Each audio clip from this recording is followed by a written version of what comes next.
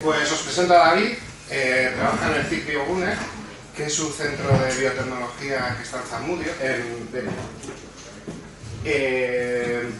y él trabaja con el microscopio electrónico. Es el que da soporte a otros usuarios del microscopio electrónico. Y nos va a contar, pues, de qué va todo eso de la microscopía electrónica. Luego de charla, así rápido por la invitación. Yo estoy encantado de explicar lo que hago todos los días. Bueno, la técnica con la que yo en concreto trabajo en la plataforma y muchos investigadores del centro es criomicroscopía electrónica. Entonces os quiero explicar qué es criomicroscopía electrónica. Entonces, el año pasado, he puesto la pregunta del Tetris, pues porque yo qué sé, se le ocurrió entre él y yo, ¿qué ponemos de título? Entonces, el año pasado ganó lo que es el desarrollo de la técnica de criomicroscopía, ganó el primer Nobel de Química. Entonces, pues os voy a explicar por qué ahora está en auge y a qué nos dedicamos.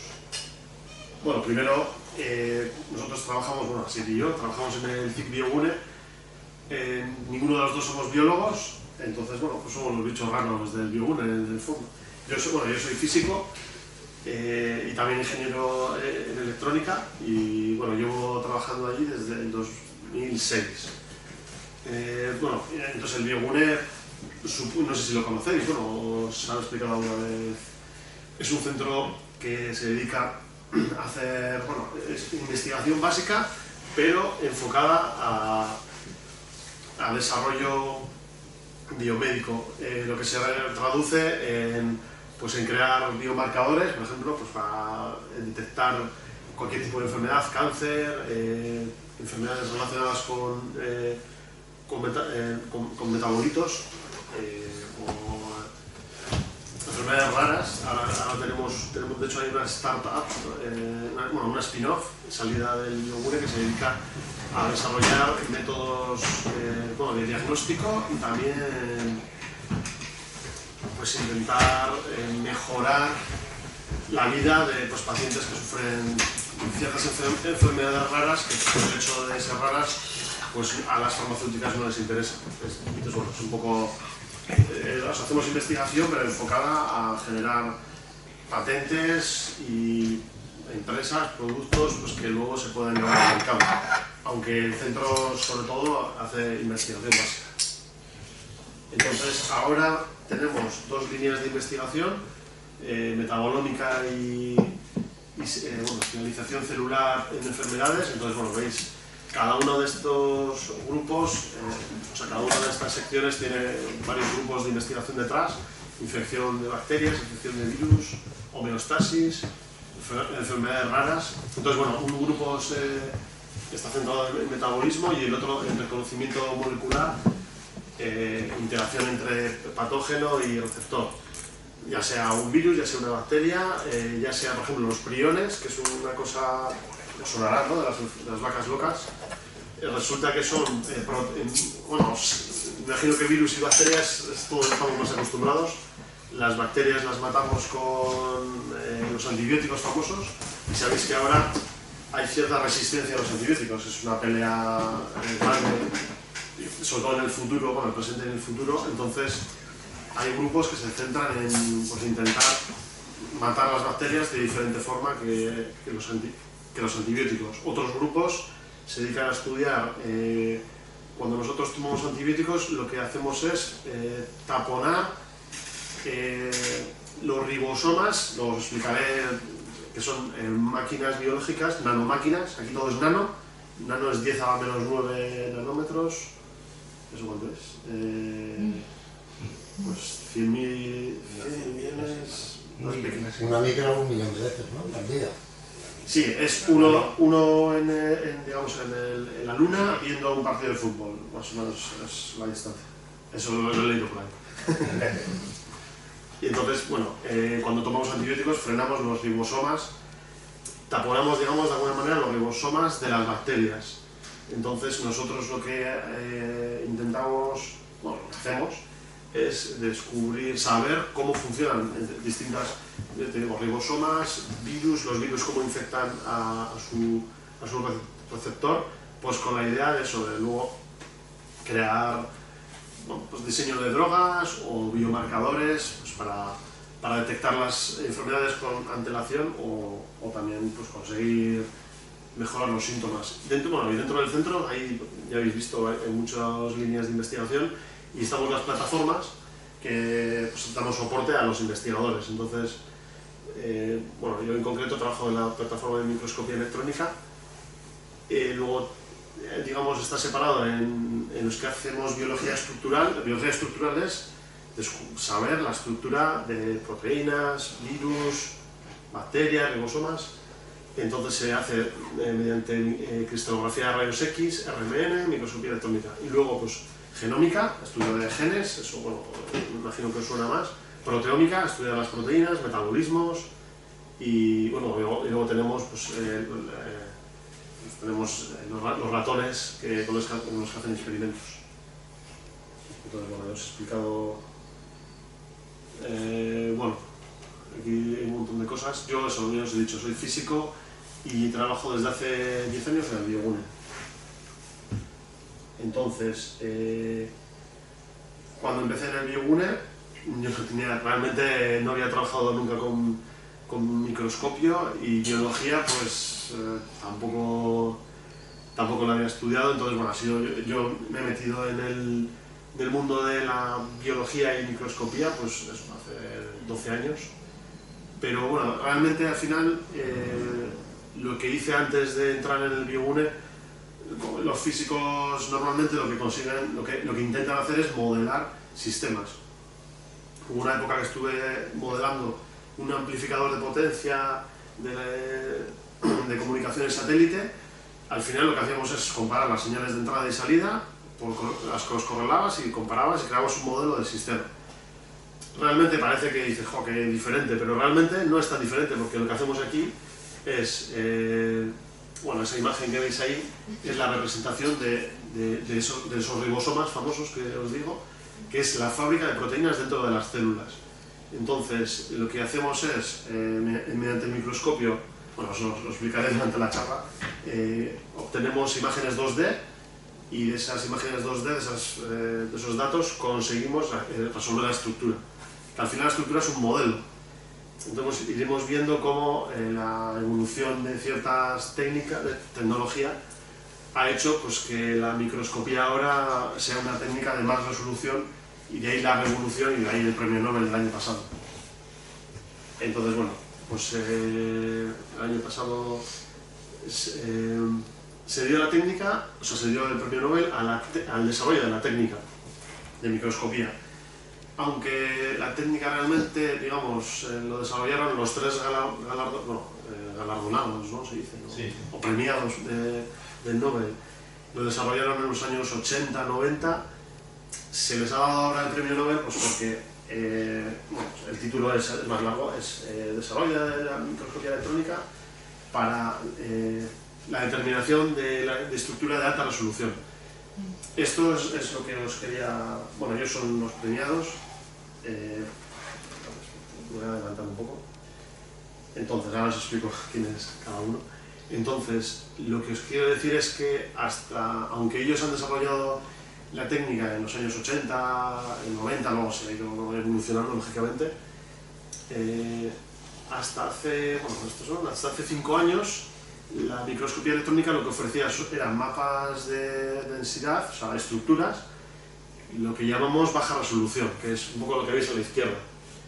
Y ahora, hoy en día, prácticamente pues, haciendo exactamente lo mismo, pero pues con mejores cámaras de detección, mejores microscopios y algunos detalles que os explicaré, pues ahora se consiguen resoluciones, resoluciones atómicas, resoluciones de 2-3 Armstrong, o sea, 2 Armstrong es 2 átomos. Entonces puedes resolver la distancia entre moléculas. Entonces, bueno, realmente cuando, digamos, quieres saber una droga, un antibiótico o lo que sea, afecta a una proteína o un ribosoma, etcétera, y necesita resolución atómica. ¿Por qué? Porque las drogas normalmente lo que hacen es bloquean, por ejemplo, si necesitas que bloquee, que es lo que hacen los antibióticos, bloquean los ribosomas de las bacterias, se colocan en un sitio tal que no le deja trabajar. Entonces, para ver eso, realmente la zona lo que bloquea, pues necesita resolución atómica.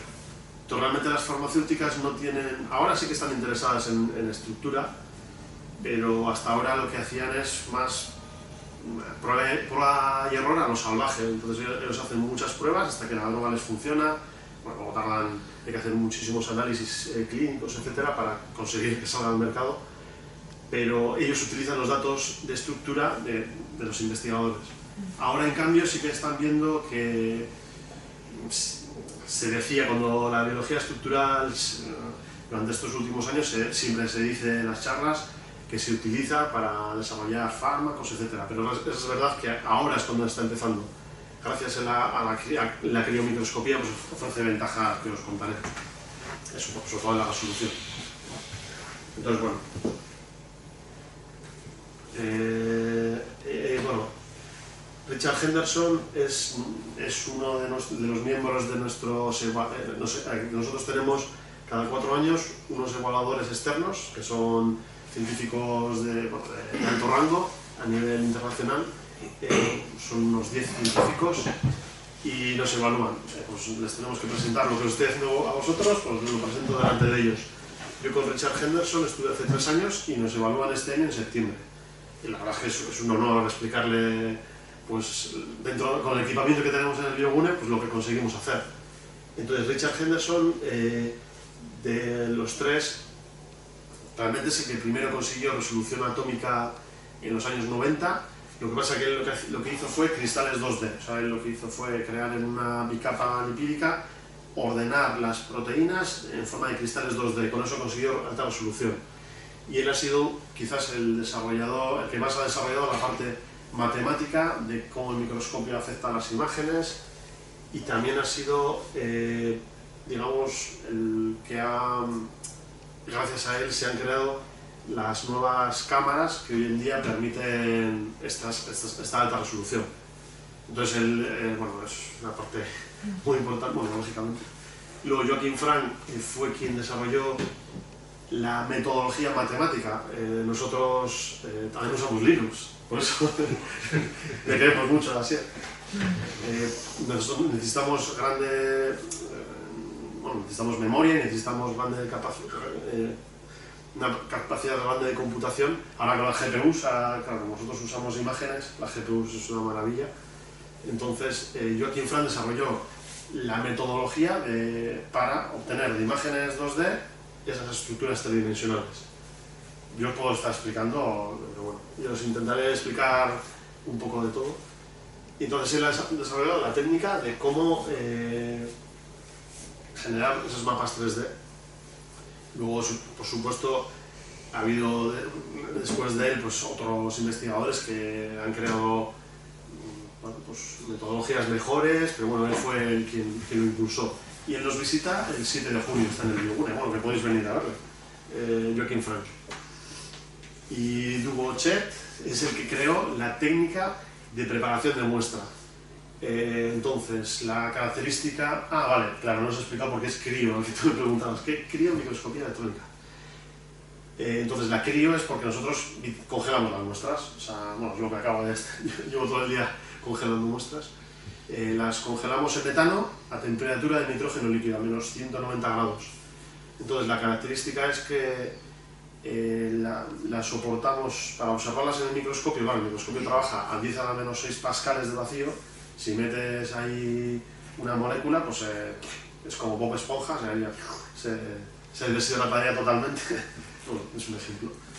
Y lo que haces es intentar, digamos, mantenerlo en un soporte. Hay otras técnicas, que extinción negativa o resinas, pero él lo que desarrolló es una forma de vitrificar, lo que se llama vitrificar, que es un estado del agua en el que se forma un vidrio, o sea, pues eso, como los vidrios que veis aquí, y dentro se mantiene la molécula que quieres estudiar, virus, ribosomas, bacterias, lo que sea, en agua y está en un estado casi como estaba en la disolución. Entonces, bueno, pues entre los tres, la combinación de sus trabajos pioneros, pues, bueno, pues ha conseguido que se desarrolle la técnica durante estos años y que nosotros tengamos trabajo, pagamos hipoteca y todo esto.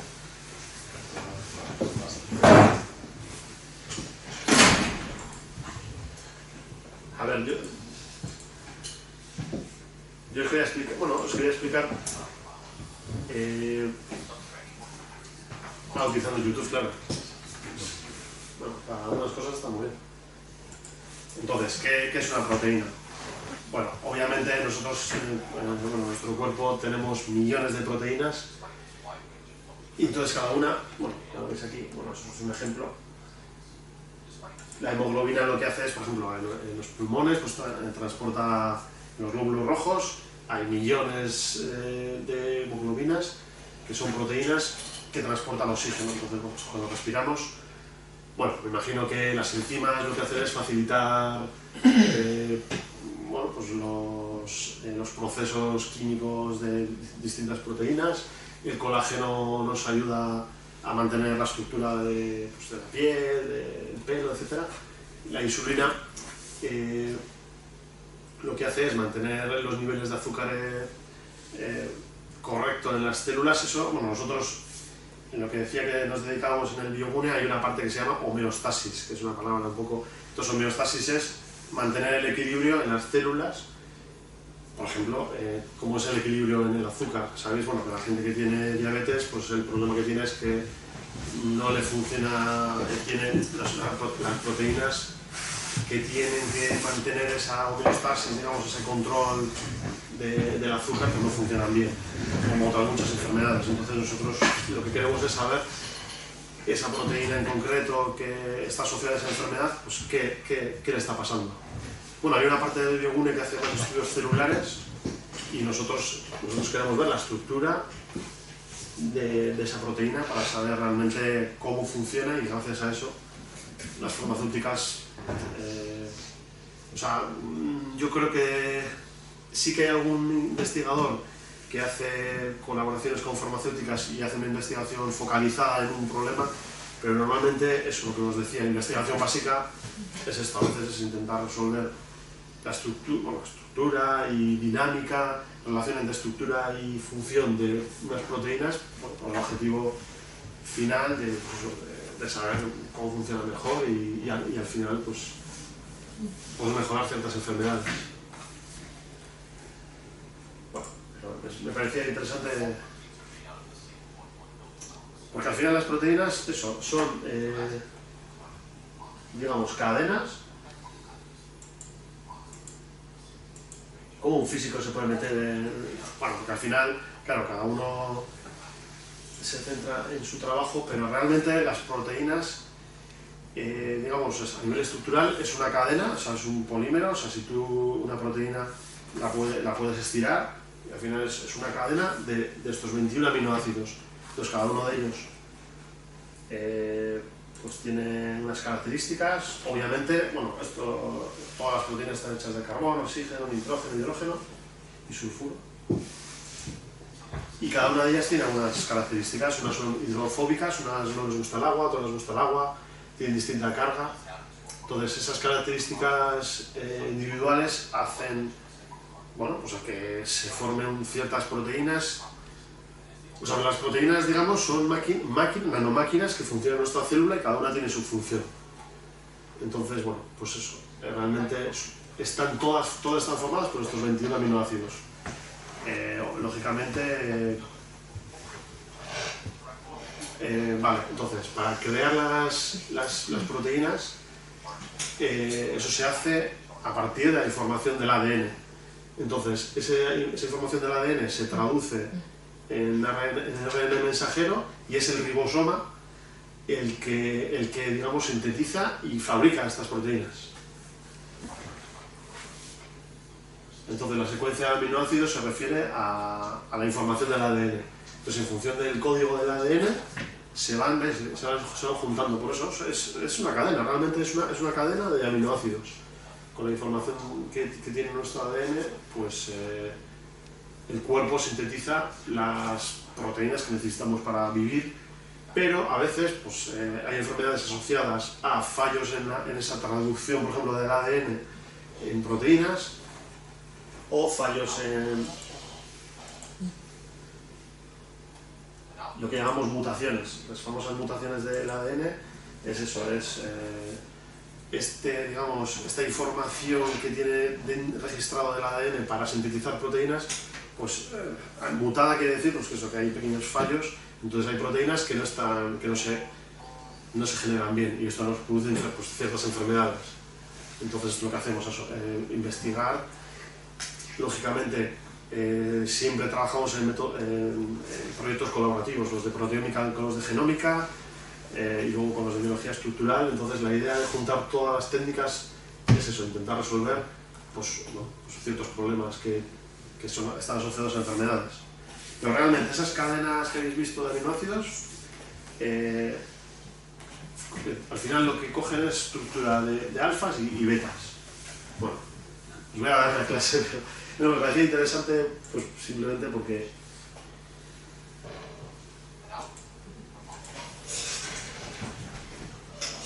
luego, en función de cada proteína, se van plegando, entonces ellos van cogiendo ya una estructura. Eso es, entonces, bueno, pues hay zonas, por ejemplo, si tienes una zona hidrofóbica que no le gusta, eso es, que no le gusta el agua, es porque es una proteína de membrana. Membrana, pues eso, nuestras células están hechas de lípido, aceite, digamos, entonces todas las células tienen miles de proteínas de membrana, entonces siempre hay una zona que pues, tiene que ser hidrofóbica, que no le gusta el agua, entonces, y esta proteína pues, tiene una función, liberar sustratos, lo que decimos, ¿no? Homeostasis, o sea, las células tienen que mantener un equilibrio de pH, de nivel de calcio, de nivel de hierro. Entonces, bueno, pues si tienes exceso de hierro en el hígado, pues puedes tener una cirrosis. Pues todo eso muchas veces es, bueno, pues por una mala praxis en nuestra vida diaria y otras veces es porque esta proteína pues está funcionando mal. Igual que el cáncer, muchos cánceres se traducen por mutaciones en el ADN que hace que pues, hay ciertas proteínas que no hagan su función.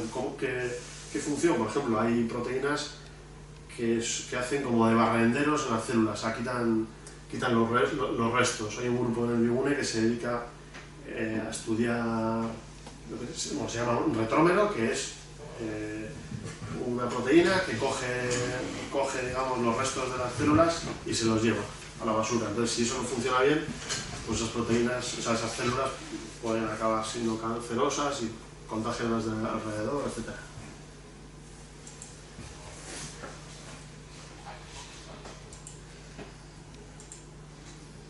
Y bueno, pues esto es, al final, bueno, lo que se dice, al final, pero la estructura funcional, bueno, una proteína, ya habéis visto que es una cadena que se va juntando y va juntando, o sea, una hemoglobina, por ejemplo, esto es una unidad de hemoglobina, pero en las células, el glóbulo rojo realmente, para que sean funcionales, en este caso se juntan cuatro unidades y así es como es funcional.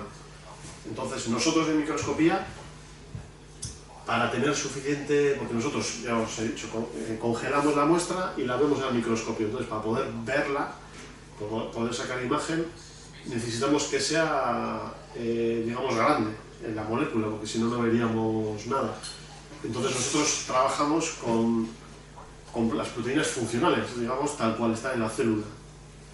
Claro, el tema, bueno, ya es que no es tan fácil como coger una proteína de la célula, lo que hay que hacer es coger trozos de ADN que lo que llaman sobreexpresar, o sea que te fabriquen un montón de proteínas de la que tú quieres estudiar. Por ejemplo, si quieres estudiar la hemoglobina, bueno, puedes comprar un gen que te fabrica la hemoglobina en bacterias. Entonces, lo que hacen en el Bigune es un montón de cultivos de bacterias esas bacterias le has metido ese gen que es que fabrica la hemoglobina, entonces tú lo que llamamos sobreexpresar, o sea que fabricas un montón de hemoglobina y luego eso lo purificas y es lo que me traen a mí. La muestra que me traen a mí son proteínas, virus o lo que sea, sobreexpresadas, o sea, tienes una cantidad grande y purificada, o sea que no tienes más proteínas, solo la tienes aislada.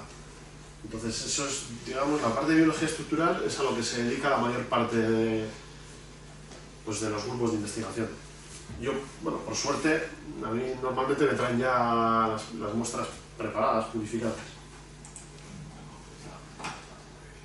Pero soy consciente del enorme esfuerzo que es preparar las muestras. Bueno, los virus, por ejemplo, hay un grupo que se dedica a estudiar virus.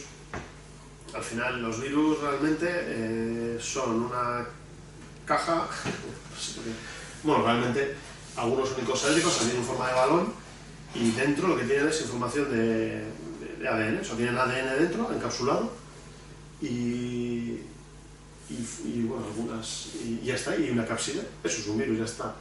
Lo que hacen los virus es, tienen distintos mecanismos para infectar a la célula. Por ejemplo, los virus que atacan, hay virus que solo atacan a bacterias, entonces detectan esa bacteria, entonces es una parte de la línea de investigación del biogune, pues lo que decía de reconocimiento entre el patógeno, entre el virus y el receptor.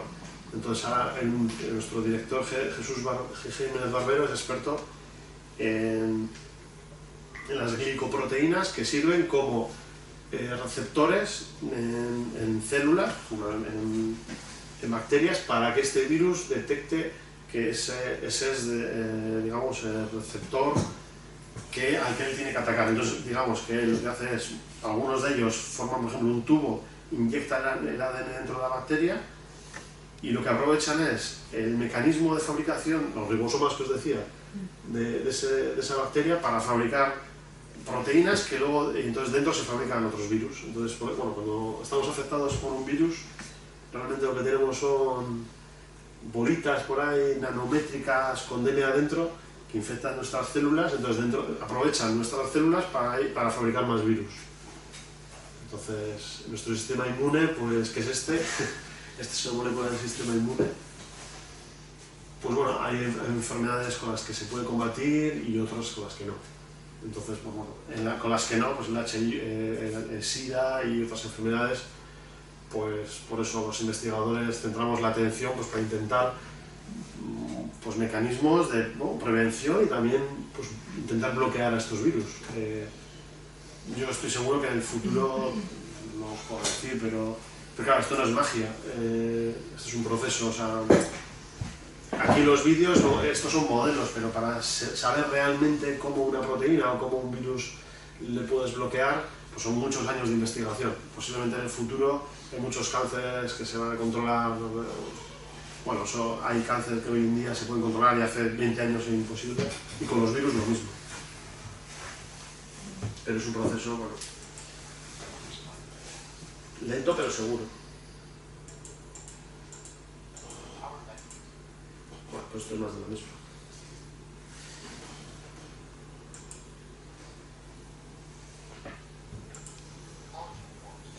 Bueno, esto era otro... Aquí simplemente os quería como... Por eso, os he mencionado el ribosoma adrede varias veces, porque realmente el ribosoma, bueno, es con la primera nanomáquina con la que yo trabajé en el biogune. Entonces, esta cosa que veis ahí... Bueno, el ribosoma normalmente está desensamblado.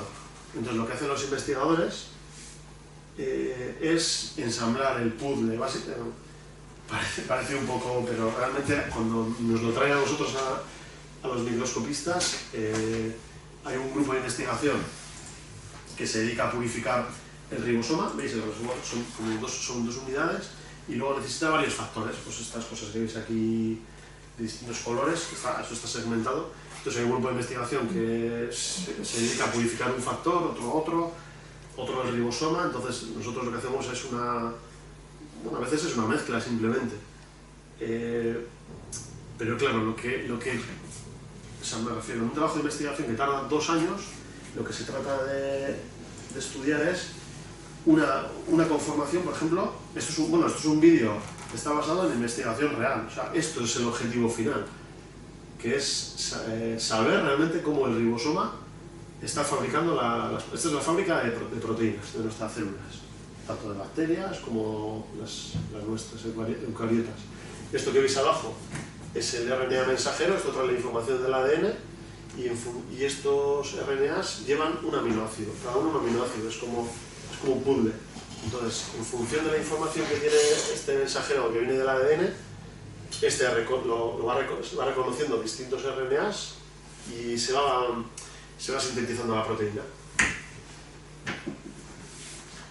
Entonces, este RNA mensajero que utiliza el ribosoma ha sido primero traducido del ADN a este RNA mensajero por una proteína que se llama polimerasa. Si hay fallos en la polimerasa, pues ya hay problemas en enfermedades. Entonces, obviamente, cada grupo de investigación abarca pues un área. Pues, bueno, esto que veis aquí es más o menos real. Entonces, eso que veis salir, eso es la cadena de aminoácidos, eso es la proteína. Pues al principio sale desensamblada, es como una cosa... Está explicando cómo se fabrican las proteínas dentro de las células. Entonces eso pues es una cadena de aminoácidos que luego después va cogiendo una forma y se une a otras proteínas para ser funcional en las células. Entonces eso, cuando nosotros tomamos antibióticos, lo que hacemos es bloquear los ribosomas de las bacterias. Entonces, ¿bloquear qué es? El antibiótico se coloca, por ejemplo, aquí. Es una molécula pequeñita, se coloca aquí y lo que hace es frenar este proceso. Entonces, lo que hace es que las bacterias ya no puedan fabricar proteínas, por lo tanto no crezcan. Entonces el cuerpo es capaz de eliminarlas. Pero ¿qué pasa? Que al final pues, las bacterias son inteligentes y se hacen resistentes a los antibióticos. Se generan nuevos antibióticos, entonces, pero bueno, sería un problema, se vuelven a hacer resistentes. Entonces ahora hay muchos grupos dedicados a estudiar otras formas de eliminar, de matar esas bacterias. Incluso nanopartículas o son ahora todo, no sé, es que como hay tanta publicidad en el tema nano cosas. El premio Nobel del año anterior, del 2016, fue a un grupo, a varios grupos que hacen nanomáquinas. O sea, de hecho había unos que hacían una especie como de coches, o sea, un coche, pero en tamaño de molécula. Entonces que se mueve, o sea, consiguen hacer máquinas que se mueven. Entonces, pero claro, esta medicina del futuro que dicen, pues será cierta, pero lleva todavía, o sea, todavía hay mucho trabajo por hacer para que, pues eso, bueno, realmente nosotros que tomamos un medicamento, eso ya es una nanocosa, que es la droga, que por ejemplo bloquea el ribosoma, pero lo que hablan de las nanomáquinas que van a ser capaces de identificar las células cancerígenas y matar solo a las cancerígenas. Por ejemplo, si tienes metástasis, pues sería maravilloso que tuviesen nanomáquinas que detectaran en la sangre las células malas y las mate y las otras las deje. Eso existirá, y eso es un poco eso, que parece ciencia ficción, eso es a lo que nos dedicamos junto con otros centros de investigación.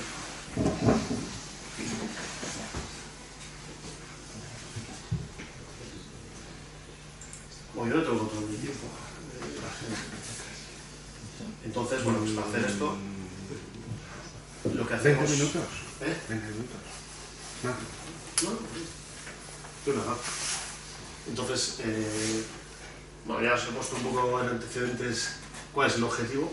Entonces, ahora os explico realmente lo que yo hago, que es la criomicroscopía. Entonces, la criomicroscopía es utilizar un haz de electrones donde tienes una muestra congelada en una capa muy finita de hielo vitrificado, como un vidrio, pero de agua, y al final lo que tienes es imágenes 2D. Imágenes 2D claro, si tú lo has purificado, pero lo tienes, digamos, lo has vitrificado tal cual estaba en mi solución, tienes vistas aleatorias. Entonces, con estas vistas aleatorias, 2D queremos sacar el 3D. Pues eso es básicamente lo que hacemos. Sacas la vista en negativo, entiendo, de los electrones que han... O sea, de dónde no han rebotado. O sea, donde han rebotado no han llegado los electrones a pasar. Claro, pero ese es el método, digamos, lo que se llama clásico. Eso sería haciendo tinción. Entonces, si tú tiñes un átomo pesado como el uranilo, lo que tú dices, ese átomo, ese núcleo que tiene una carga muy grande, desvía el electrón, entonces eso es negativo, eso es oscuro. Sí, es que seguimos haciendo. El microscopio de la derecha, tenemos 2 microscopios. El de la derecha, a día de hoy mismo, lo seguimos usando para hacer tinción negativa. Pero en tinción negativa tú metes la muestra en el vacío del microscopio, pero la muestra se deshidrata, entonces al final lo que te queda es como si fuera un fósil, es lo que tú dices. Entonces alrededor están los átomos pesados que te dan eso, el negativo. Pero la criomicroscopía, la ventaja que tiene es que tú la muestra no la tiñes, no haces nada, simplemente la congelas y la observas al microscopio. Entonces la formación de imagen, claro, es que esto casi necesita una clase. No, porque esto lo estudiamos por allá, yo creo que es en el instituto. Los electrones, aparte de ser partícula y desviarse por un átomo pesado, también son una onda. Entonces, si tú entiendes los electrones como una onda, o sea, digamos, la imagen que se forma es por contraste de fase. Es como la imagen que se forma una cámara de fotos también, ¿no? Utiliza luz, eso son ondas. Entiendo que el mecanismo, eso es. O sea, lo que... Pero vosotros podéis llegar a ver diferentes capas. Nosotros, claro, vale, en una imagen 2D tienes toda la información. Es la ventaja de la crio. Dices, no solo tienes la información de la forma exterior, que eso lo tienes solo cuando haces tinción negativa, como se deshidrata, te queda el fósil, tienes la información de la forma. Pero claro, cogiendo un ribosoma, congelándolo y visualizándolo con unas electrones, tienes toda la información ahí. Lo que pasa es que, claro, lo tienes en 2D, tienes como una especie como de un plano de una sombra, sí, pero esa sombra tiene la información de todo. O sea, de hecho, si tienes una droga, que ahora, bueno, hay un grupo que está haciendo un trabajo con antibióticos, si tienes esa droga asociada al ribosoma, bueno, la acabamos viendo. O sea, porque ahora conseguimos resolución atómica. Entonces, y lo vemos porque esa sombra que vemos tiene la información de todo, incluso de densidades interiores, todo. Eso es un poco la ventaja de la microscopía. Hay gente que trabaja en microscopía, no, simplemente explicar que no solo son microscopios, sino que son los investigadores que trabajan en ribosomas, virus, distintos tipos de proteínas, más ribosomas, enzimas. Y bueno, esto es lo que tú te referías, es esto. Claro, aquí... Esto, no sé si... ¿Es de nuevo, has dicho? Sí. No, repito todo, ¿eh? Pues funciona con Linux. Es la broma. Entonces, esto es lo que te estaba explicando. En la parte de la izquierda es tinción negativa. Entonces, tú lo metes al microscopio y la parte... esto es un ribosoma. El ribosoma desaparece, claro. Lo estás metiendo a menos 6 pascales de vacío, o sea, 100.000 veces más vacío que aquí. Desaparece, entonces te queda el fósil. Pero en cambio, si tú lo metes dentro de agua y lo observas, pues estas particulitas tienen toda la información, tanto de la forma exterior como de densidades internas. Esa es la gran ventaja de la microscopía. Bueno, pues es lo que os he repetido varias veces. El microscopio es un proyector que utiliza electrones. La ventaja de los electrones frente a los rayos X, no os voy a explicar cristalografía de rayos X, pero es que los electrones se pueden enfocar. Entonces, con lentes electromagnéticas tú lo puedes enfocar y formas imagen, cosa que en rayos X no pueden utilizar. Bueno, No, es que claro, tendría que explicar. Después lo que haces es, una vez que la congelas la muestra, pues la metes dentro del microscopio. Y bueno, nuestras rejillas... Ah, sí, he traído rejillas, bueno, simplemente para que veáis cómo trabajamos. Esto es un filamento de microscopio de pequeño, donde se genera, bueno, como una bombilla, es de tungsteno y tiene un cristalito que seguro de lantano, lo que pasa es que ya está gastado. Y de aquí se extraen los electrones. Y las rejillas donde soportamos las muestras y las congelamos es por las que hay aquí. Este es nuestro material de trabajo.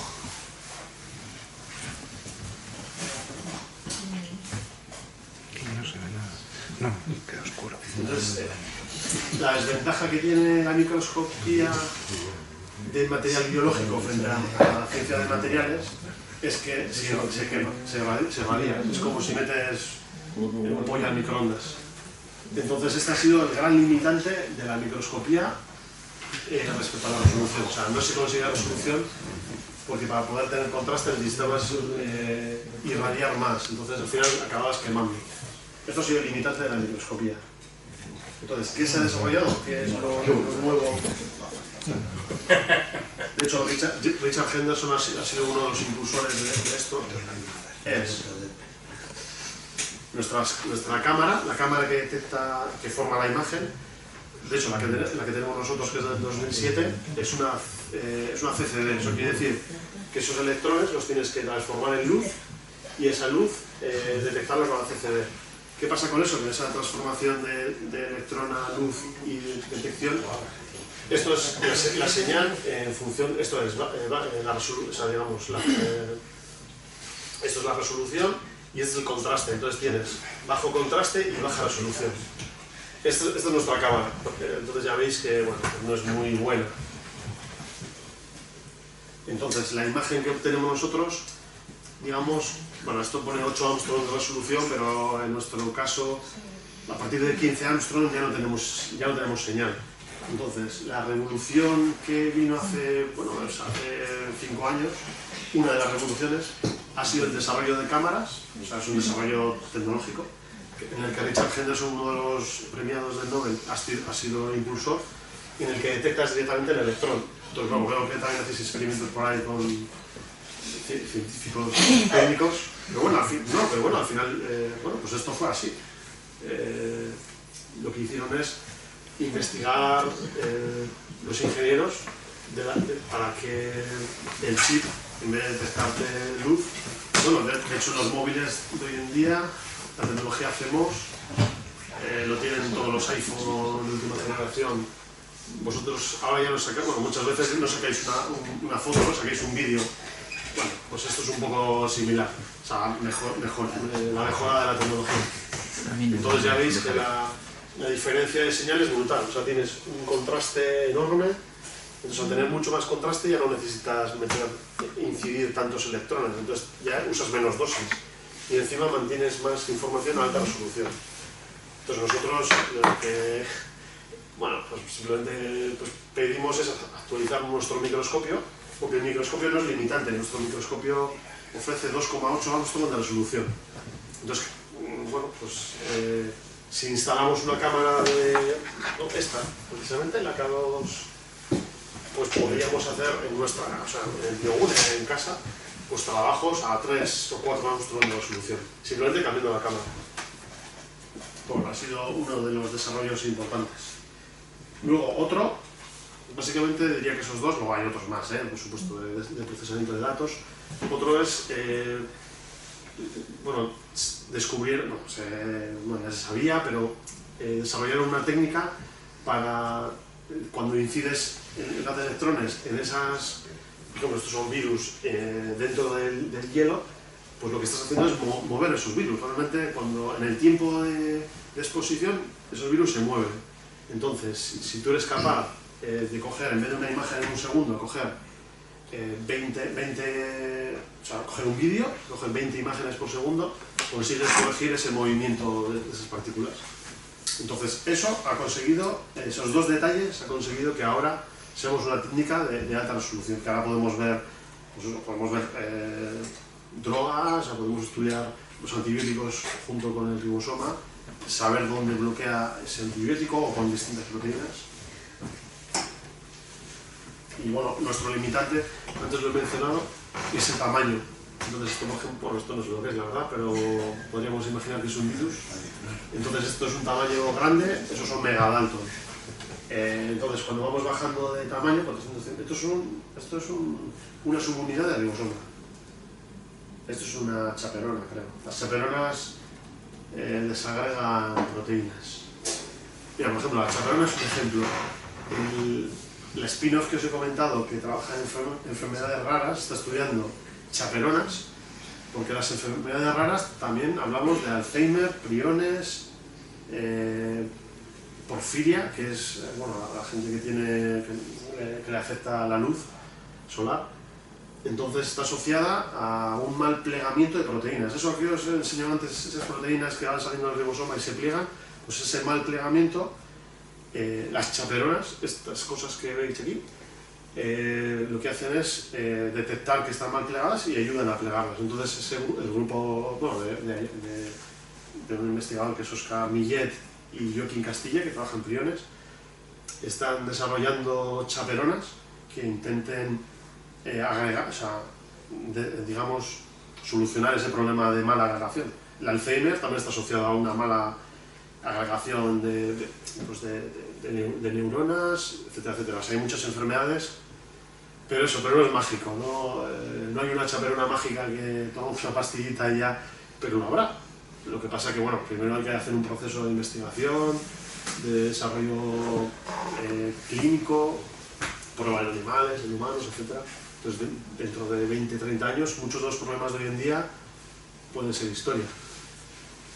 Pero bueno, yo lo que iba, el tamaño es nuestro limitante. Entonces, ya cuando tienes proteínas pequeñitas, pues nosotros ya no vemos nada. Pero con las nuevas cámaras, ahora sí podemos estudiar estas moléculas. Bueno, entonces es simplemente eso, que una mejora en tecnología ha hecho que la técnica ahora sea trending topic, ¿no? ¿Se dice así? Y hayan premiado con el nombre. Y luego pues la reconstrucción 3D, pues esta es un poco el mecanismo. Este es un ribosoma. Entonces, ese ribosoma que tienes de referencia, en el que, por ejemplo, tú estudias lo que os decía la coctelera, tú tienes el ribosoma, distintos factores, la droga, entonces, a veces es simplemente incubar, a veces, lo que os digo de coctelera es verdad, o sea, me traen distintos Eppendorf y lo juntamos en el laboratorio y estudiamos la conformación, o sea, la estructura. Entonces, tú tienes un ribosoma de referencia que no tiene ningún factor, no tiene nada, y lo reproyectas. Entonces, esas reproyecciones 2D las comparas con las imágenes experimentales. Entonces, básicamente cada imagen experimental es una vista desde la estructura 3D aleatoria. Entonces asocias a cada una de ellas a qué proyección se parece. Entonces aquí os decía ¿qué os decía? Pues eso, entonces lo que haces es de un modelo iterativo, un proceso iterativo. Ahí es donde necesitamos el cómputo de las máquinas Linux. No sé, me ha dado por la de Linux, pero yo utilizo Linux todos los días. La evaluación era así. Entonces, lo que se hace es, se asocia cada una de las partículas a una proyección de la estructura y de forma iterativa, digamos, vamos obteniendo esas densidades asociadas a los factores que tú le has añadido, van apareciendo, digamos, de una forma así un poco... Entonces, este es el mecanismo, esta es la forma de procesado de datos. ¿De dónde sale el patrón? El primer patrón con el que comparéis, ¿de dónde sale? Perfecta pregunta. Pues el caso es que es la clave. El caso del ribosoma, pues porque ya está estudiado. Entonces, por eso decía, coges un ribosoma que no tiene nada, como lo filtras, quiere decir que no le das detalle, porque tú no quieres que tengas información que te pueda perjudicar. Y esa información que tú quieres resolver, esa molécula de la droga o ese factor, con este proceso va apareciendo, se aparece, o sea, funciona. Y esto es lo que desarrolló Joachim Frank, uno de los premiados del premio Nobel. Este fue su desarrollo. Es que en su día era como, no sé si funcionará, pero no, funciona, es lo que hacemos todos los días. Vale, y cuando tienes una proteína desconocida, que todavía hay algunas, empezamos haciendo tinción negativa. Lo que tú hablabas, porque con tinción negativa tienes más contraste y es más fácil sacar un modelo inicial. Entonces, sí, pero es una de las claves, es uno de nuestros problemas. Porque como no tengas un buen modelo inicial, lo que decían en un curso hace poco, ¿no?, en microscopía, que la microscopía, esta técnica siempre te da una solución, siempre te da un mapa 3D. Entonces eso, luego, hasta hace 5 años, ya os he dicho lo de la resolución era baja. Entonces a la microscopía se le decía que era, en castellano, como es globology, o sea que blog es como... Sí, globología, sí. ¿Por qué? Porque como sacábamos mapas de poca resolución, donde intentábamos ajustar estructuras de más resolución a que se llamaba fitting, o sea, tú sacabas estructuras de alta resolución, que habías sacado los de rayos X o los de RMM, y lo intentabas, digamos, ajustar, hacer un fitting, un ajuste en tu mapa de menos resolución. Eso es lo que hemos estado haciendo hasta hace 3 años, o sea, y hoy día también lo seguimos haciendo. Pues eso, no sé qué estaba diciendo. Yo tampoco tengo muy claro, o sea, yo intuyo muchas cosas de cómo, pero si te entiendo bien, al final lo que hay es una capa con muchas copias de la proteína. Y realmente en una foto sacáis muchas vistas, pero no es la misma proteína. Sí, es la misma, porque es purificado. No es la misma unidad. Son diferentes, pero igual. No es la misma unidad. Sí, pero son todas iguales. Pero no es que es perfecto lo que decís, porque es la clave. Claro, tú aquí supones que solo tienes lo que decís vosotros, una conformación, que el ribosoma lo has pillado así, y que todos los ribosomas están así. Pero es mentira. O sea, realmente es muy difícil haciendo la coctelera esa que os digo, de incubar con los factores y que vas a pillar a todos los ribosomas justo. Os he enseñado el vídeo. ¿Cómo vas a, o sea, se hace bioquímica preliminar para intentar frenar el ribosoma en la conformación que tú quieres estudiar, pero es muy difícil. Entonces lo que hacemos es fuerza bruta. Cogemos, bueno, de hecho ahora se utilizan millones de partículas, por eso necesitamos tanto cómputo de datos. Entonces realmente de ese millón, quizás la conformación que a ti te interesa, donde está la molécula de la droga, representa solo el 10%. Igual, entonces 100.000 partículas, entonces hay una técnica, una metodología estadística, pues la verdad es que está aquí es lo siguiente que te tenía explicado, que lo que te hace es, te da valores de probabilidad a cada partícula de pertenecer a distintas conformaciones. Entonces, realmente es una de las ventajas de la microscopía, lo he dejado para el final, pero que en un solo experimento puedes estudiar varias conformaciones del ribosoma, por ejemplo. Luego pongo el ejemplo del ribosoma o una proteína, el virus. Entonces lo que habéis preguntado es que es justo la clave. O sea, hay 1 millón de ribosomas en una muestra, cada una en una postura. Eso. Entonces tú Al principio asumes que todas tienen la misma postura. Una estructura, lo que comparas es cada postura y esa postura corresponde a la vista. Eso es. Entonces se conforma el modelo en base a todas ese millón de vistas que hay, que son diferentes.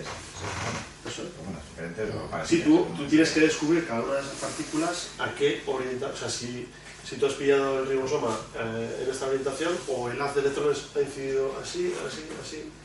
Ese es el primer trabajo, que se llama alinear las partículas. Entonces, una vez que sabes a qué vista estás viendo, luego encima tienes que clasificarlo en función de a qué conformación pertenece. Es eso. Por eso aparecía por aquí atrás. O sea, como cuando haces un puzzle, primero vas buscando todas las esquinas, luego vas... No, lo que te va encajando. Es eso. Buscas el puzzle. Lo que dices del puzzle es alinear, porque tienes que saber a qué orientación realmente. O sea, si tú tienes millones de proyecciones de este... o sea, bueno, este lo has sobreexpresado, tienes un montón de ratones, y los tienes, y tienes una imagen de microscopía, uno está así, otro está así, otro está así, otro está así. Pero vaya, resulta que tienes 3 ratones diferentes. Uno tiene aquí pues yo qué sé, una cosa rota, el otro no. Pero tienes millones de copias de distintas conformaciones del mismo ratón. Entonces es lo que descubrimos. No sé si ya es... Cuando hablas de millones, literalmente son millones, ¿no? Sí, claro, claro. O sea, en una muestra hay millones de neuronas. Sí. Y Sí, se nosotros... comparan todas las... Claro, en esa rejilla que os he enseñado, nosotros sacamos microscopios de... No me voy a meter en esto, pero microscopios de alta resolución, que cuestan 10 millones de euros, a los que vamos a visitar. Nosotros ahora en casa lo que hacemos es preparar muestras, hacemos el trabajo preliminar y luego vamos pues, a Reino Unido, a Alemania, pues es que es así, los países del norte que tienen esos microscopios de 10 millones de euros y ahí te sacan, por ejemplo, en un día, como está automatizado la recogida de datos, te sacan 1000 imágenes en distintas zonas, entonces de ahí sacamos eso, 1 millón de partículas, que es lo que, o sea, 1 millón de estas partículas que veis ahí. Entonces, claro, tienes que descubrir, cada una de ellas tienes que descubrir a qué orientación corresponde y encima a qué conformación. Pues que son una foto por cada una de las muestras que venía ahí en el... Ah, vale. Oh. Sí, no. Joder, sí, es que... Mira, esto está... Es que he pasado rápido porque esto es una rejilla. Entonces la rejilla está hecha de cobre. Bueno, eso lo podéis ver, si tenéis buen ojo, esto lo podéis ver. El cobre dentro tiene carbón y ese carbón está tiene mecanizado unos agujeros. Esto es en función de la magnificación, eso es a baja magnificación. 1000 aumentos, estos son 4000 aumentos. Entonces ahí ya empiezas a ver, entonces esas 1000 imágenes que os decía, solo puedes coger una imagen por agujero, o sea, solo puedes incidir una vez, porque ya os digo que quemas la muestra. Y eso es lo que hacemos. Tú lo que haces es ir navegando por la rejilla y en cada uno de los pocillos. En una rejilla tienes para sacar, bueno, de hecho puedes sacar miles y miles de imágenes. O sea, hablamos de cosas muy pequeñas, claro, cada agujero son 2 micras y la magnificación, estos son 2 micras de tamaño y la imagen, nosotros trabajamos con magnificaciones de 50.000, 60.000 aumentos. Nuestro microscopio, el que tengo en mi UNE, puede aumentar a 1 millón de aumentos, pero claro, yo chamuscaría la muestra.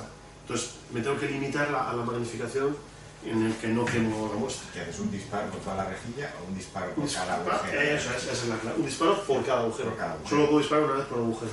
¿Y una rejilla de descarte agujero? Pues... no te puedo decir, pero miles de ellos. ¿Y cuánto se tardan? O sea, pues... Y en cada uno de esos agujeros hay cientos de virus o cientos de... En cada uno de esos agujeros hay, por ejemplo, en esta imagen, depende de la concentración de tu muestra, depende del hay tamaño, cientos de proyecciones, eso es. ¿Y cuántos tardan en procesar una rejilla?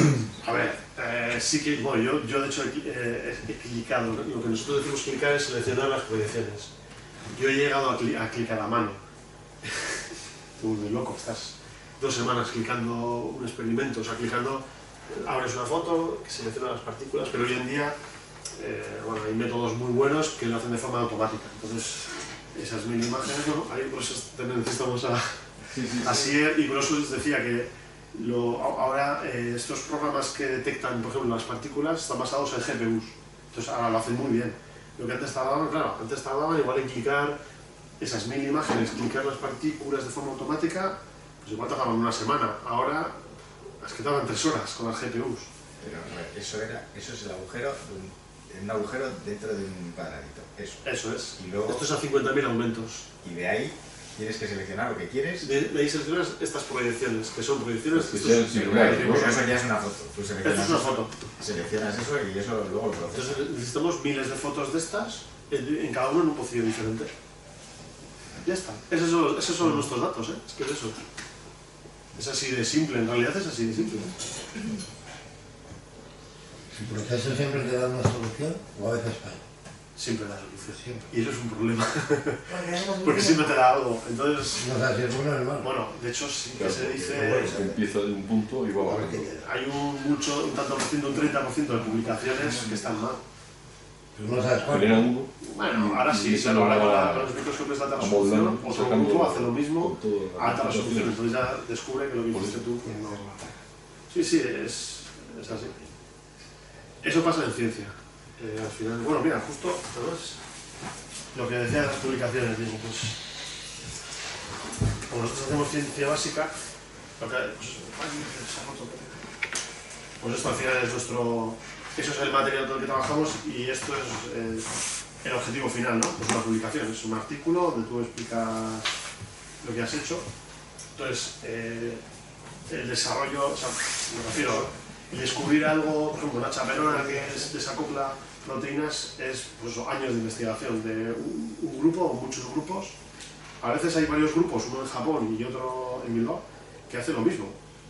No es del todo malo, porque realmente si sacas lo mismo es más fiable. Entonces, si alguien que hace un estudio clínico se puede fiar más de la estructura que han sacado dos. Sí, pero esto ha sido una pelea hasta hace muy poco, pues porque había grupos que publicaban la misma proteína con estructuras diferentes de la misma proteína. Esto ha pasado hasta hace 4 días. Es así. O sea, la ciencia no es exacta. Eso es lo que... ¿Y qué proceso se utiliza para saber cuál es buena y cuál es mala? Si hay Ahora- 3 estudios y los 3 son... Claro, pero ahora con alta resolución ya no hay duda. No es que ahora con alta resolución ya no tienes duda. O sea, ahora porque nosotros ahora somos capaces de detectar dónde está cada molécula. Entonces, digamos, el proceso, que es realmente es el mismo que utilizamos hace 5 años, pero como tiene una resolución atómica, tú ya sabes dónde están esas estructuras que os he dicho de alfas y betas, ya es que las ves. No te las puedes inventar, digamos, no puedes hacer un fitting. Lo que os decía es pues eso, decía, lo de la globology. Por eso se nos llamaba globology. Porque había cosas que se publicaban mal. ¿Por qué se publica mal? Porque hay presión, porque hay que pagar la hipoteca y tienes que publicar este año porque te evalúa el año que viene. Está grabando, ¿eh? Pero es la verdad. Es la verdad, es así. Pues bueno. Yo creo que os he explicado. Yo, una última. Además, que justo son los vídeos. Luego hay otra técnica que quizás es más intuitiva, que es tomografía. Bueno, yo también me dedico a hacer tomografía, que es cuando, por ejemplo, quieres estudiar. Si funciona, no funciona.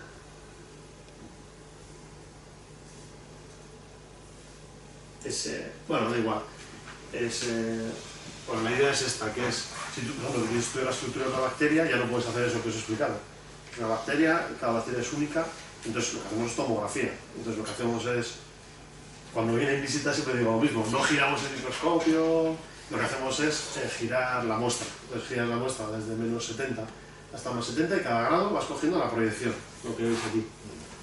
Y eso es más intuitivo, ¿no? Es cuando os hacen un TAC, por ejemplo, en el hospital, ahí sí que mueven la máquina y el paciente queda fijo, yo muevo a la muestra.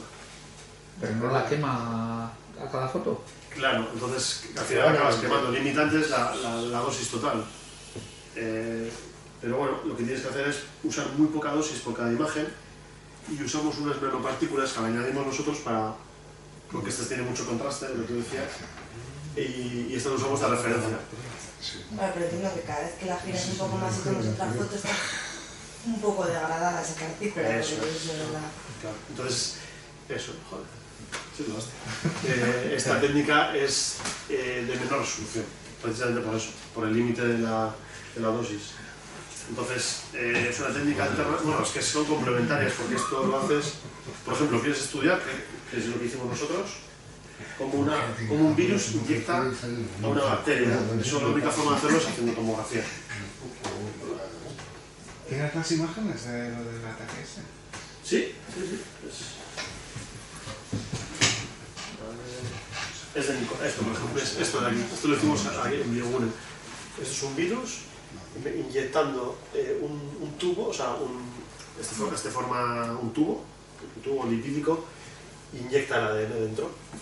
Entonces, nosotros hicimos tomografía para ver cómo, esto es una segmentación, una representación, ver cómo inyecta, atraviesa las dos, tiene dos membranas la bacteria, y dentro inyecta el ADN. Eso lo hacen los virus. Pues esto lo hicimos por tomografía, entonces nosotros combinamos técnicas, hacemos esa técnica que os he explicado y esta otra, tomografía. Y ahora también estamos utilizando otro microscopio, pero que no es nuestra especialidad, que es fuerza atómica. Con fuerza atómica lo que hacemos es tocar, o sea, pinchar el virus, entonces puedes estudiar. La ventaja es que ya no solo estás estudiando su estructura, puedes...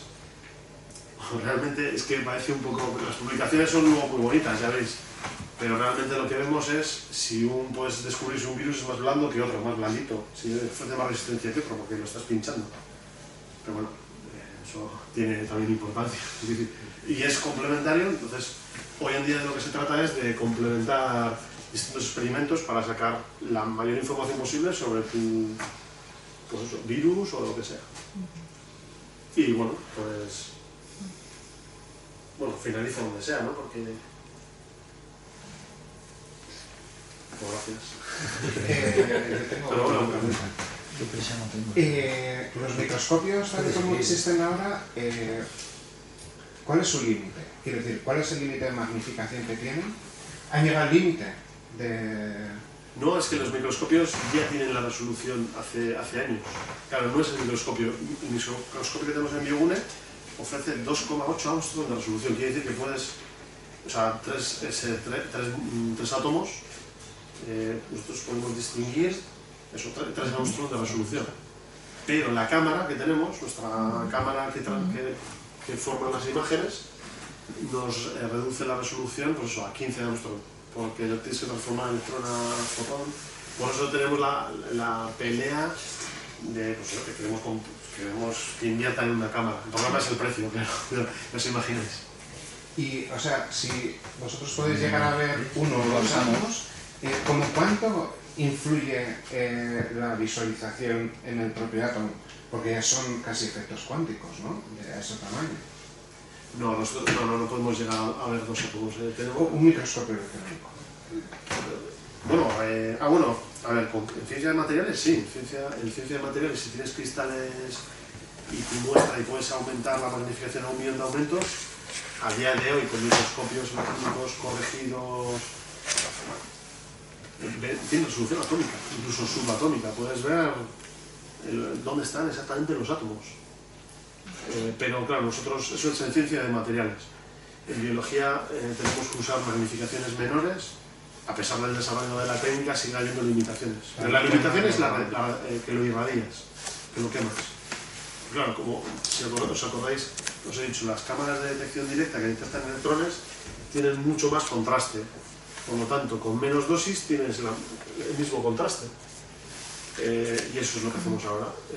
Cuando viajamos a Reino Unido, etc., los microscopios de allí no te sacan una foto, te sacan un vídeo, te sacan 20 imágenes en un segundo. Y gracias a eso, pues bueno, hay investigadores que han descubierto que estos ribosomas se mueven en el pelo, o sea, vibran, algunos vibran y tal. Entonces ese efecto de vibración lo puedes corregir. Y eso, gracias a eso y a la detección directa, etcétera, conseguimos la resolución atómica. Han sido esos pequeños detalles. Digo yo, si se hace un vídeo girándole, ahí ya coges las vistas enlazadas. No sé si lo puedes. Bueno, Lo que pasa es que tú no sí, puedes no, girar sí, como sí, Esos si 20 frames por segundo, si lo vas girando, al final tienes las vistas enlazadas. no, sí, no, es que has dado mal. A ver, eso es otra clave. A ver, No sé, por no eso- sé. eso es importante. ¿Sabes por qué? Porque, por ejemplo, tenemos un compañero que está estudiando un tetraedro. Ha hecho todo el proceso, ha conseguido esas 2000 imágenes, las ha clicado. ¿Qué le ha pasado? Que su partícula tiene vistas preferentes, quiere decir que solo tiene una vista. Le gusta colocarse en el hielo solo en esta orientación.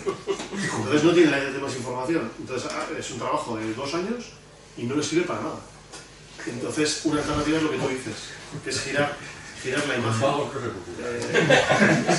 que está haciendo ahora, de hecho, justo hoy lo estábamos haciendo. es utilizar, en vez de ser un agujero, utilizas grafeno. Tienes una superficie de grafeno y eso favorece a ver distintas vistas. O sea, hay alternativas. Le añades un poquito de detergente, pues, cosas científicas. ¿Qué probabilidad hay de que en 1 millón de muestras no se mueva ningún?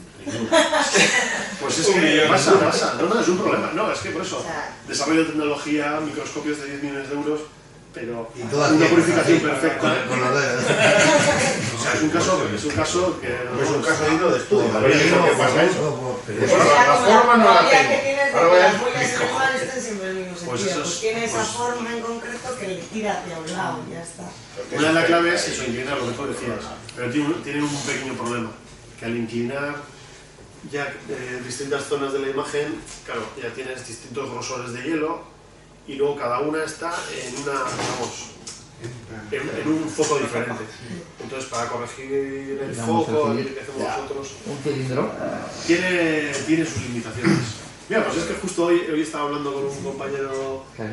que podríamos desarrollar una patente si conseguimos esas rejillas que habéis visto que tengan una especie de soporte, pues que ayude, justo lo que tú decías, que nos permitan evitar las vistas preferentes, o sea, que sea un soporte que eso como un cilindro que tenga, eso es, justo lo que tú dices. Pero claro, lo tienes que hacer a nivel de micra. Se puede, seguro que... Eso porque las que tenéis que... Ay, eso va a ser una patente, no os lo puedo decir. Si no, Oye, hay que poner... Era lo robado. ¿Qué le estamos de la información? Soy como Ahora yo te saco por ahí. Otra pregunta. no, pues es Bueno, hacer los que cilindros, justo, como es si que, fuera ahí pues eso es, una mira, barra. el cilindro es perfecto, medio cilindro. Que tú colocarías en eso, colocarías las partículas y tienes todas las vistas. Pues pues lo tenemos que patentar. Tenemos que hacer una rejilla con un soporte de grafeno que tenga Manzur, medias esferas de soluciones. cilindro y te evitas el programa de vistas preferentes. Pues Y a menos que la esos digas detalles arriba. es la clave del éxito. Si es así. Sí, que me necesitáis a mí la empresa. Sí, no afecta a la muestra en sí, no se forman cristales que rompen las... Bueno, que Claro, se rompen las... la clave está en hacerlo bien. O sea, no, me refiero que eso es lo que hizo Dubochet, uno de los premiados en el Nobel, fue su investigación fue esa. Es ver que realmente preserva la estructura nativa, o sea, la conformación nativa. Y lo sabemos, porque como hay resolución atómica, o sea, y la estructura ya sabes que es real, porque por otras técnicas, por ejemplo, la cristalografía rayos X, que es diferente, tienen la misma estructura, entonces ya sabemos que lo preserva, o sea, eso ya está demostrado. La formación de cristales es, pues eso, lo que hago yo todos los días, es congelar los cristales en las muestras. Nosotros utilizamos, en vez de nitrógeno líquido, utilizamos etano, porque el etano tiene más capacidad calorífica, entonces calienta, o sea, enfría más rápido. Entonces evita, o sea, no le da tiempo a cristalizar. Gracias a eso ganó el premio Nobel el Dubochet, uno de los premiados. Cuanto más rápido... Claro, cuanto más rápido, no le das tiempo. Bueno, de hecho, en las ferias, cuando hacen un vidrio, no lo tienen rojo vivo y lo meten en agua, es el proceso, ¿no? Para hacer un vidrio. Para que se forme un único cristal de diferentes cristales de diferentes. Se le llama estado de simetría infinita de la materia, porque no tienes simetría, digamos, no es un cristal, es un estado del agua, vitrio. Eso es que es un fluido, realmente, pero a temperatura que está... O sea, ese rollo de los vidrios, que dicen que gotean. Eso no sé. Lo de que los cristales en realidad es el que se derriten con el tiempo. Sí. Lo que pasa es que a millones de años. Bueno, es la gravedad la que Bueno, no tanto millones, la a gravedad millones para el cristal entero. hace que se descuelgue. Una pregunta de papel para casa. Digo es bueno. O sea, esto que nos has contado es, o bueno, lo que nos has enseñado es la mitad de la ecuación. La otra mitad de la ecuación es el procesar esos datos. Porque según contarán una cosa, yo me quedo sorprendido, realmente las capturas tú las ves y no hay nada.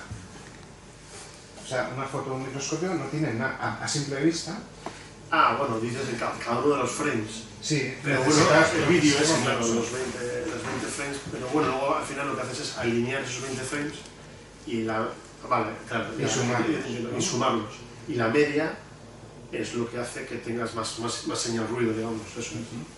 Es un proceso de promediado.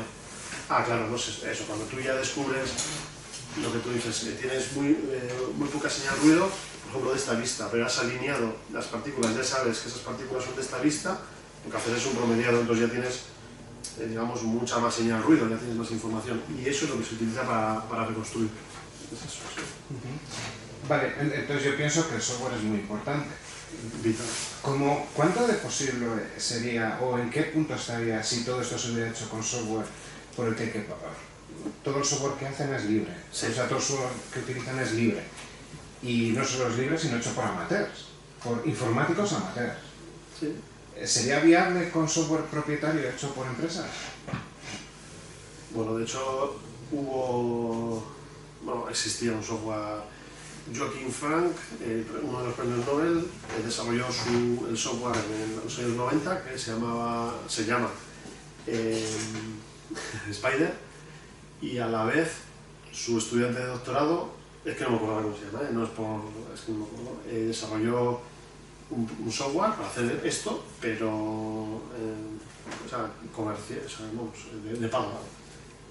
Y bueno, pues sí que hubo adeptos al de pago, porque quizás te daba más soporte, era más fácil, porque cuidaron esa parte friendly, pero luego después ha venido lo que tú dices, uno de los software que hoy en día se utilizan, lo ha desarrollado un investigador holandés que estuvo trabajando en Madrid y ahora está en Cambridge, y junto con Richard Henderson, pues ha desarrollado un software que es totalmente, el Reliant, que ya lo conoces, que es totalmente friendly, que a veces es un poco caja negra, lo hace todo muy bien, todo esto que os he explicado lo hace estupendamente, te saca unas estructuras de alta resolución, pero a veces es un poco caja negra, pero es eso, es gratuito, lo hace todo muy bien,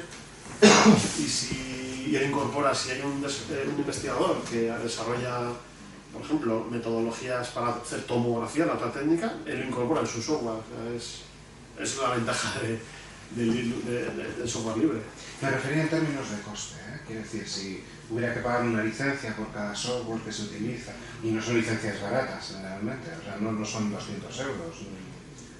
Pues ¿a qué te refieres? Si hubiera que hacer... Están pagando porque el software es libre y tiene curro. ¿A que sí? No sé, supongo que necesitarías esa parte del dinero para el software y no lo dedicarías a otras cosas, claro. Todo cuesta dinero, cada una de esas rejillas cuesta 5 euros.